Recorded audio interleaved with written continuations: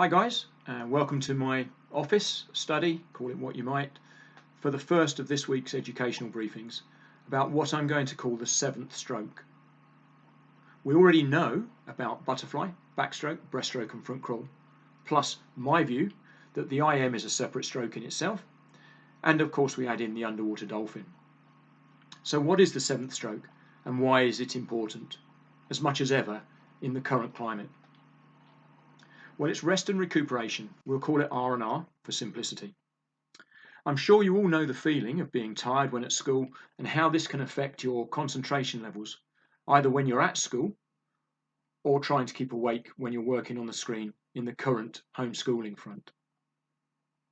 But as athletes, you understand the need to work hard in practice to maximize the benefits that you will get before competition.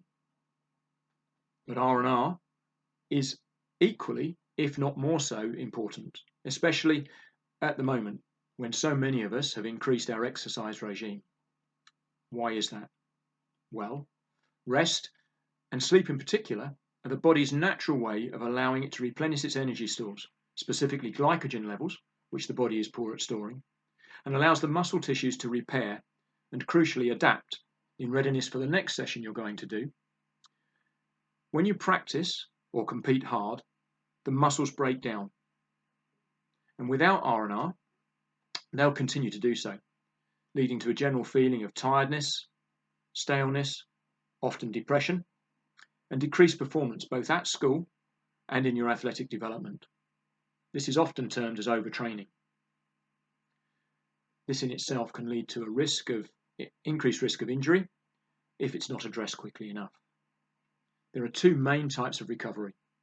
First of all, short-term, which occurs within hours of training, racing occurring, and it includes warm down after races. And secondly, long-term, which by its very nature involves sessions, days, and weeks in our annual program, including the taper with its race-specific programming. So short-term recovery. This can be active, for example, swim down after races, and involves the use of nutrition as well, in the form demonstrated when I sent out the most recent document a couple of weeks ago in terms of nutrition during competition. I sent it by Word doc and also by video. It also includes the sessions in the pool where you may go a bit easier in some sessions following a particularly arduous session or set. In terms of nutrition, getting the right sort of food to help with the replenishing of glycogen stores, especially within the first critical 15 minutes or so after the session finishes, followed by a proper meal to further help things along. It's also the time when soft tissue, muscles, tendons, ligaments, are best placed to heal, especially if you've stretched down properly after the session or race. And I hope that you will all do that now, following the stretch downs we've been doing after the land sessions in the evenings.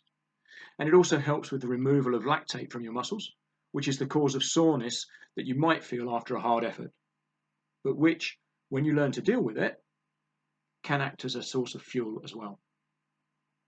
So long-term recovery usually refers to the periods in the annual program that we have when we might not be working so hard, and is why in our standard 3-week cycle that we have, typically that's an endurance week, a quality week, followed by a mixed week, where some of the sets and sessions back off a little to allow the body time to adapt ahead of the next push.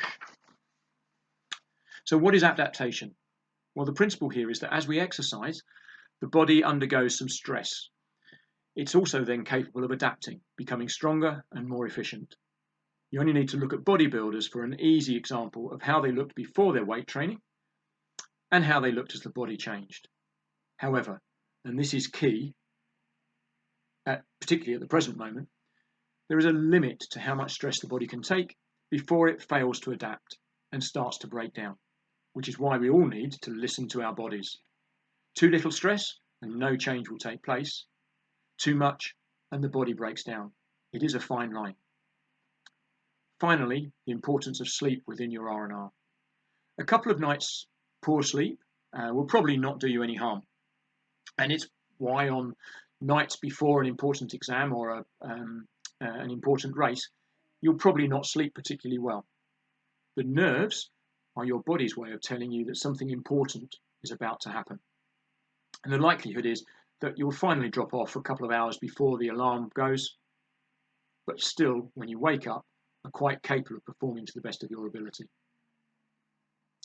Whilst I'm sure at the moment that nobody fully understands the intricacies of sleep, recent surveys have found that persistently poor sleep patterns can lead to increased levels of what is known as cortisol, a stress hormone, along with decreased production of human growth hormone, which is a key player in tissue repair, and also in lowering the body's ability to process its glycogen store replenishment. This is probably why, if you're struggling to sleep, you'll often be ratty and cantankerous outside of your normal zones. So, get into the habit of a good routine for your own R&R. Stretch down after sessions. Get a good dose of glycogen, protein into you immediately you finish your training or your racing.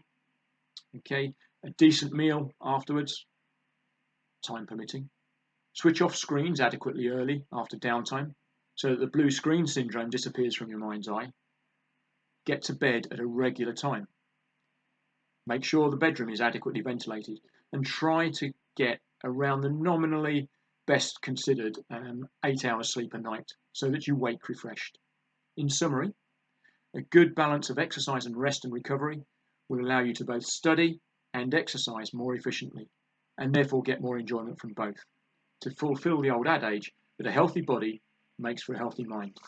Thanks for listening. Have a good day.